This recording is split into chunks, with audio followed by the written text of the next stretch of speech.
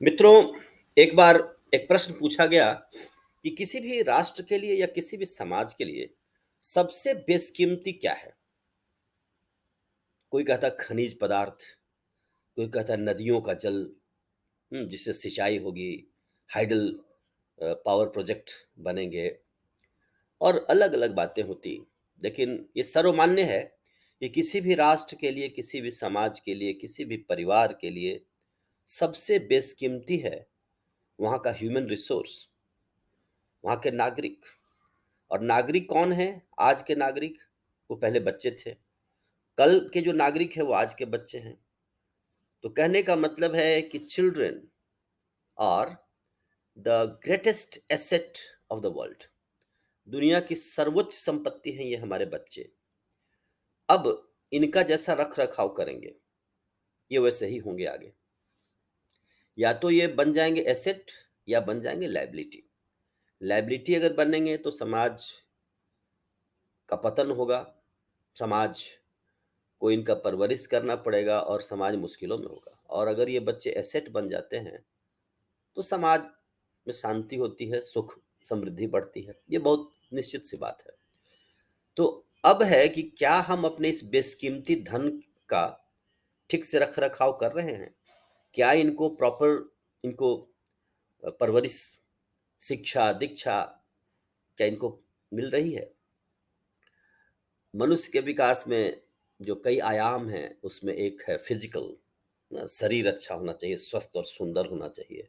Mental, मानसिक विकास होना चाहिए। साहित्य, कविता, गणित, तर्क, इनका विकास होना चाहिए। फिजिकल, मेंटल, फिर स्पिरिचुअल। स्पिरिचुअल डायमेंशन भी है ह्यूमन डेवलपमेंट का।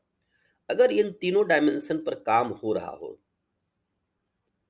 तो समझिए कि एक महान नागरिक, बच्चा एक महान नागरिक बनेगा, ग्लोबल सिटीजन बन जाएगा, वो विश्व मानव बनेगा। लेकिन इस संदर्भ में बहुत ही दुखद एक बात है, हम केवल शरीर को पुष्ट करने की व्यवस्था कर चुके हैं। जितना मिलना चाहिए बच्चे को ट्रेनिंग, ट्रेनिंग क्या, ट्रेनिंग भी छोड़ दीजिए। ट्रेनिंग एक बड़ा ही एक ऐसे शब्द है। ट्रेनिंग तो बड़ा एक फॉर्मल शब्द है। एक माहौल, एक एटमॉस्फेयर, एक वातावरण, जिस वातावरण में रहने से एक स्वयं साहित्यिक अभिरुचि जाग जाए, स्वयं विज्ञान में अभिरुचि जाग जाए, जिस वातावरण में कौतूहल हो, जिज्ञासा हो, हल्की हल्की चुनौतियां रोज मिलती हों, वहां क्या होगा? तर्क शक्ति का विकास होगा, साहित्य का विकास होगा, भाषा विकसित होगी, कम्युनिकेशन स्किल आएगा, पर्सनालिटी का डेवलपमेंट होगा। वीर, बहादुर, विद्वान, साहित्यिक, गणितज्ञ, इस तरह के हमारे बच्चे होंगे। निर्णय लेने की जिनमें क्षमता होगी, नेतृत्व का जिनमें गुण होगा, ऐसे बच्चे होंगे। और ये धरती सुंदर स्थान बन जाएगी रहने के लिए। We can create a better India, better world. अब सामाजिक योजना को आप देखें, कहीं भी जाएं तो कंस्ट्रक्शन बहुत अच्छे हो रहे हैं। रोडें चौड़ी हो रही हैं, 6 लेन 8 लेन। ये सरकार के बस में है, सरकार ऐसा करती है। स्कूलों को भी खोला जा रहा है, लाइब्रेरीज बनती हैं। लेकिन जितना ध्यान देना चाहिए उतना बच्चों पर शायद ध्यान नहीं है। तो बच्चे क्या होते हैं, वो तो बायोलॉजिकल डेवलपमेंट है, धीरे धीरे बड़े होने लगते हैं, छोटे से और बड़े और बड़े और बड़े होकर के बिल्कुल आपके बराबर हो जाते हैं। उस हिसाब से उनका मानसिक विकास, साहित्यिक विकास, आध्यात्मिक विकास होना चाहिए। इस वातावरण में हम लोग फेल हैं। मैंने देखा कई सोसाइटीज, अपार्टमेंट्स बनते हैं, तो वहाँ तैरने के लिए, स्विमिंग के लिए स्विमिंग पूल, क्लब, आनंद करने के लिए जिम है, जहाँ लोग एक्सरसाइज करते हैं, मांसपेशियां बनाते हैं, बास्केटबॉल, टेनिस, बहुत तरह के खेल कूद की व्यवस्था है। लेकिन अगर मैं कहूँ कि हर एक सप्ताह में कोई एक स्टोरी होती हो, कोई इंस्पायरिंग, कोई सेमिनार हो रहा हो, बच्चों को क्विज दिया जा रहा हो, बच्चों को छोटी-छोटी चुनौतियों के माध्यम से अ, जिज्ञासा उनमें उत्पन्न की जा रही हो। इस तरह की योजना नहीं है और योजना की बात नहीं है, क्योंकि इस तरह के विचार हमारे नहीं, हमारी ऐसी अभिरुचि नहीं है। मैं बहुत दुखद एक बात आपसे शेयर करूँगा। बहुत से टीचर्स को मैं देखता था जो रिटायर करते थे, तो रिटायर करने के बाद सभी बच्चों को बैठा लिया, मोहल्ले के बच्चों को, आस-पास के बच्चों को, सब पढ़ो। आज व्यक्ति जब रिटायर कर जा रहा है, तो ये बहुत मतलब दुःख की बात नहीं है, लेकिन अब मैं ऐसा नहीं कर रहा हूँ कि कोई किसी को मैं क्रिटिसाइज़ कर रहा हूँ, लेकिन मैं देखता हूँ कि कोई अपने मन को, अपने समय को बच्चों में विक व्यय किया जाए, उनका विकास किया जाए, इस पर लोगों का ध्यान नहीं है और घंटों लोग अ, या तो निंदा या स्तुति या राजनीति की चर्चा, उस पर भी नहीं है तो ताश, उस पर भी नहीं है तो फिर मतलब अपना घंटों समय कैसे निकाल देते हैं। बच्चों से बात करना भी सेवा है, भक्ति है, ये कृष्ण की भक्ति समझ लीजिए है। जैसे यशोदा जी करती थी भक्ति। इसको हम ना समझ करके हम ऐसे कीर्तन करने में लगे हुए हैं। बच्चों से बात करना भी कीर्तन है। उनके लिए रोज़ अगर रोज़ कथा नहीं तैयार कर सकते हैं, जैसे माँ रोज़ रोटी तैयार करती है, रोज़ नाश्ता तैयार करती है टिफ़िन, अगर आप रोज़ कथा नहीं तैयार कर सकते हैं, तो उनके लिए एक अच्छी स्टोरी पर वीक तैयार करें, जिनमें कुछ इंस्पिरेशन हो, जिनमें वैज्ञानिकों का जीवन हो, गणितज्ञों का जीवन हो, महापुरुषों का जीवन हो, आध्यात्मिक पुरुषों का जीवन हो, साधु संतों का जीवन हो, बड़े-बड़े लीडर्स का जीवन हो। अब्राहम लिंकन आए, बाल गंगाधर तिलक के बारे में बताया जाए, गोखले जी के बारे में बताया जाए, जो वर्ल्ड के बड़े लीडर हो गए हैं, लीडरशिप क्या होती है, एंटरप्रेन्योर्स की कहानियाँ बताई जाएँ, स्टीव जॉब भाई कौन था, अमर बोस कौन हैं, क्यों बोस का एकॉस्टिक सिस्टम इतना पॉपुलर है। इन तरह की क्वालिटी चर्चाएँ की जाएँ, बच्चों से भी कर सकते हैं या हम आपस में भी क्वालिटी चर्चा कर सकते हैं, जिसका असर आस-पास रहने वाले बच्चों पर पड़ता है। तो मित्रों, नियमित रूप से हमारे बच्चों को आध्यात्मिक और नैतिक और समझ लीजिए बौद्धिक आहार नियमित रूप से नहीं मिल रहा है या जो मिल रहा है उसकी गुणवत्ता बिल्कुल कम है। और मैं आपको ये बता दूँ, मैं बहुत दुखी होता हूँ जब किसी के यहाँ जाता हूँ और जब सब कुछ अच्छा होता है वहाँ, सब कुछ अच्छा होता है वहाँ पर, बड़ी व्यवस्था बढ़िया है, फर्श बिल्कुल शीशे की तरह चमक रहा होता है, घर बिल्कुल ठंडा होता है, तरह-तरह के जूस वहाँ पर उपलब्ध होते हैं, फलों की कोई कमी नहीं है। बस बच्चों को अगर बुला कर के बात कीजिए तो या तो नीचे देखते हैं या ऊपर देखते हैं। वो आँख मिला के बात नहीं कर सकते, बहुत सी सभी जगहों पर नहीं, बच्चों पर काम कम किया गया है।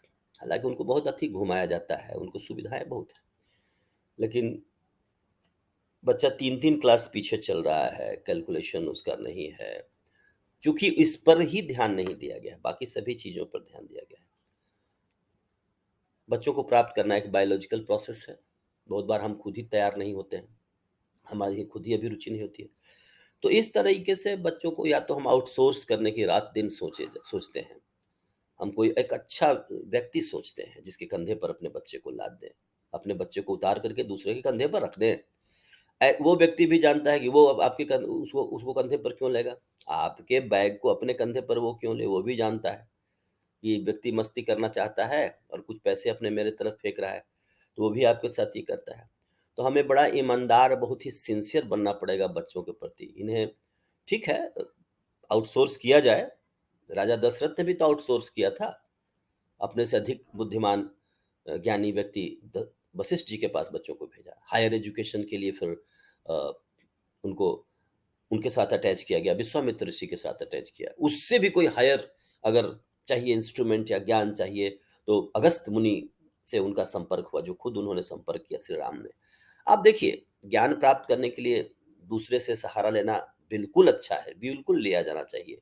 लेकिन इस चीज़ को टोटली आउटसोर्स नहीं किया जा सकता है। उदाहरण के लिए जंगल में शिकार करना शेरों के प्राइड में कौन सिखाता है बच्चों को? घर में ही ये ट्रेनिंग मिलती है। बत्तख के बच्चे अपने माँ-बाप के साथ ही पहले तैरते हैं। तो बेसिक साहित्य की ट्रेनिंग, काउंटिंग टेबल, गिनती पहाड़ा जिसको बोलते हैं, काउंटिंग टेबल, गुणा, भाग, लघुत्तम, महत्तम, भिन्न का जोड़, इतना तो घर घर घर में होना चाहिए, घर घर में इतना खत्म होना चाहिए। हम लोग अपने घरों में ही तो ये सब कुछ पढ़ लिए थे। जब मेंस्ट्रुएशन और क्षेत्रमिति जैसी चीज आई तब टीचर के ट्रेनिंग में गए, लेकिन ये जो बेसिक फंडामेंटल्स था, काउंटिंग तेज होना चाहिए, टेबल आना चाहिए, अ, लघुत्तम महत्तम आना चाहिए, भिन्न का जोड़ जोड़, ये सब चीज तो घरों में बिल्कुल पक्का। और भारतीय घरों में ऐसा होता था, लोग चटाई बिछा करके पढ़ाते थे बच्चों को, और बच्चों को ये सब पक्का। कुछ कविता, कुछ कहानियां, हनुमान चालीसा याद है, साहित्य की अभिरुचि है, अंताक्षरी हो रही है। ये वातावरण नहीं होने से जो फंडामेंटल एक ट्रेनिंग होनी चाहिए थी, उसमें बहुत ज़्यादा लैकिंग है, और बच्चे फिज़िकली हट्टे-कट्टे, तगड़े, मोटे-ताजे तो हो जा रहे हैं। उस हिसाब से उनका दिमाग का विकास नहीं हो रहा है, या हम वो खुराक देने में कामयाब नहीं हो पाए हैं। एज़ ए टीचर, एक शिक्षक होने के नाते मेरे लिए बड़ा ही दुःख का विषय है, और मैं इसको आपके समक्ष ही व्यक्त कर सकता हूँ कि ये बच्चे डरे-डरे से हैं, और सब कुछ बातें हो सकती हैं। अगर कोई शैक्षणिक बात हो जाए, कुछ चीज़ हो, तो बच्चे उससे झेप रहे हैं। तो इसके पीछे लेकिन बच्चों बच्चों का कोई दोष नहीं है, कोई दोष नहीं है। हम सब ने चालाकी की है, हम सब ने समय नहीं दिया है, क्वालिटी टाइम नहीं दिया है। बच्चों को दूसरे के ज़िम्मे डालना चाहते हैं, बच्चों को गैजेट्स पकड़ा दिए कि इसी के साथ तू मग्न रह, मुझे छोड़ दे, मेरा पिंड छोड़ दो। मुझे नेटफ्लिक्स पर होने दो, मुझे केएफसी जाने दो, या बच्चों को भी उधर। तो एक वीकेंड का भी बड़ा भारी चक्कर है। जिस वीकेंड में बहुत विकास हो सकता था, जिस गर्मी की छुट्टी में बहुत विकास किया जा सकता है, उसको हम किसी दूसरे तरीके से व्यय कर देते हैं। तो ये मेरा बड़ा भारी कंसर्न है, उनको, उन प्राणियों से जिन्हें माँ-बाप कहा जाता है, जो अभिभावक हैं, जो गार्जियन हैं, जो पेरेंट्स हैं, वो फंडामेंटल ट्रेनिंग खुद दें, उनके लिए शक्य है। अच्छा गाते हैं तो गा कर के सुनाएँ, कुछ आसन करके दिखाएँ, कुछ स्तोत्र ये करें, और फंडामेंटल जो ट्रेनिंग है, काउंटिंग टेबल, स्क्वायर, क्यूब, हाँ, एचसीएफ, एलसीएम, मल्टीप्लिकेशन, डिवीजन, ये तो घर में ही बिल्कुल पक्का होना चाहिए, बल्कि हर नागरिक को ये आना चाहिए। माँ स्वयं ही में एक शिक्षक है, पिता स्वयं में ही शिक्षक है, बड़ा भाई शिक्षक है, बड़ी बहन शिक्षक है। हम लोगों ने तो ऐसे ही अध्ययन किया। तो ये चीज़ अगर लैक कर रही है, इस चीज़ का अगर अभाव है, तो बच्चे पावरफुल नहीं निकल रहे हैं, और इससे लगता है कि नागरिक जब पावरफुल नहीं होंगे, तो फिर वही वही कॉल सेंटर, केवल सारा समाज कहेगा हेलो हेलो वाली नौकरी। कोई इनोवेट नहीं कर पाएगा, और बिना इनोवेशन के राष्ट्र आगे नहीं बढ़ सकता। इनोवेटिव माइंड होना चाहिए, लीडर्स हमारे पास होने चाहिए, और India should stand for innovation. तो नए नए खोज हम तभी करें, क्वालिटी हमारा रिसर्च पेपर हो। इस तरह के इंटेलेक्चुअल वॉरियर्स जो हमें अगर क्रिएट करने हैं, तो बच्चों को आज से ही अखाड़े में अभ्यास करवाना पड़ेगा, और ऐसे अभ्यास हम कराएं घरों के साथ, बिल्डिंगों के साथ, अपार्टमेंट के साथ, सोसाइटी के कोई भी विकास के साथ एक शैक्षणिक अ, व्यवस्था हो, लाइब्रेरी हो, अ, साप्ताहिक सेमिनार, प्रवचन की व्यवस्था हो। अगर इस तरह की चीज़ हो, तो possibly we can create an atmosphere where everything will be positive, and in the future we will have great citizens for our society. तो इस बेशकीमती धन बच्चों को हम अ, सावधानी पूर्वक संभालें, ऐसी मेरी तमन्ना है। ऐसा आप सभी लोगों से अनुरोध है। हम सब मिल करके एक महान राष्ट्र बना सकते हैं। इसके लिए हमें एटमॉस्फेयर क्रिएट करना है, और एटमॉस्फेयर क्रिएट करने के लिए माइंडेड पैसे की या धन की आवश्यकता नहीं है। 1 रुपए के कलम से भी आदमी लिख करके टॉप कर जाता है, और 100 रुपए के कलम वाला भी टॉप नहीं करता। चटाई पर बैठ करके भी पढ़ते हैं लोग। चटाई तो छोड़ दीजिए, भूमि पर बैठ करके भी पढ़ाई करी जा सकती है, और उसमें भी सब कुछ समझा जा सकता है। कहीं ये नहीं लिखा हुआ है कि किस तरह के टेबल कुर्सी का आप प्रयोग कर रहे हैं। ठीक है? न्यूटन का जो चिंतन था वो खेत में पेड़ के नीचे चिंतन शुरू हो गया। केवल मन मस्तिष्क को बदलना है, मानसिक वातावरण तैयार करना है, जिससे हम एक बहुत बड़ा परिवर्तन ला सकते हैं। लेकिन ये परिवर्तन बच्चों में तभी घटित होगा जब हम सबों में घटित होगा। उनके उनके वातावरण की, उनके परवरिश की पूरी ज़िम्मेवारी हमारी है। हम इससे भाग नहीं सकते। धन्यवाद। जय भारत, जय जगत।